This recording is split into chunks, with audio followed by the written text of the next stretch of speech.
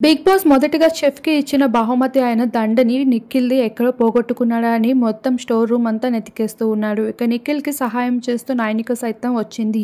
కాకపోతే నిఖిల్‌కి ఎందుకు డౌట్ పడ్డాడు, నాకు ఈ మాల్‌ని ఎవరో దాచేస్తారేమో అని. ఇక స్విమ్మింగ్ పూల్ దగ్గర సీత ఆడుకుంటూ కొంచెం డిఫరెంట్‌గా ప్రవర్తించడం చూసి సీత దగ్గరికి వెళ్ళి, నా మాల నీ దగ్గర ఉంటే నాకు ఇచ్చేసేయ్, నాది కనిపించడం లేదు అని అంటే, నా దగ్గర ఏమీ లేదు అంటూనే, సరే అయితే నేను ఇస్తాను, నాకు మంచిగా కాఫీ చేసి పెడతావా అప్పుడే ఇస్తాను అంటే, సరే నీకు చెప్పినట్లే కాఫీ చేసి పెడతాను సీత, మాల నాది నాకు ఇచ్చేయంటే, అలా కుదరదు, నువ్వు నాకు కాఫీ ఇచ్చాకే నేను నీకు మాల ఇస్తాను అంటే, నా మీద నమ్మకం లేదా అని నిఖిల్ అంటూ ఉంటే, నా మీద నమ్మకం లేదా అంటూ సీత అంటుంది. ఇక ఫైనల్గా నిఖిల్ అయితే కాఫీ చేయడానికి వెళ్తాడు.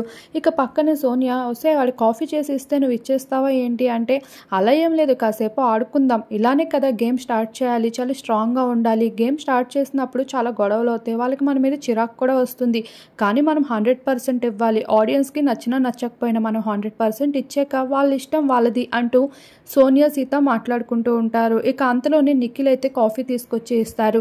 ఇక అయినప్పటికీ సీత, నాకు ఈ కాఫీ నచ్చలేదు, ఇంకో కాఫీ చేసుకొని రా అంటూ నిఖిల్ని ఇరిటేట్ చేస్తూ ఉంటుంది. ఇక నిఖిల్ అయితే విసిగిపోతూ ఉంటాడు.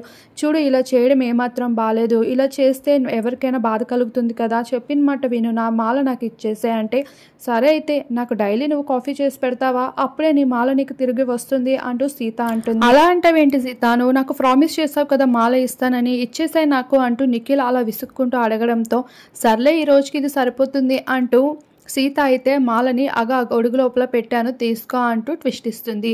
ఓడి అమ్మ, మీకు ఇంకెక్కడా దొరకలేదా, ఇక్కడే దొరికిందా అంటూ నిఖిల్ కూడా మాల మెడలో వేసుకుంటూ, సీతతో పాటు సోనియా నువ్వు కూడా ఉన్నావు కదా, మీ ఇద్దరి సంగతి తర్వాత చెప్తాను అంటూ నిఖిల్ కూడా ఫన్నీగా మాట్లాడతాడు.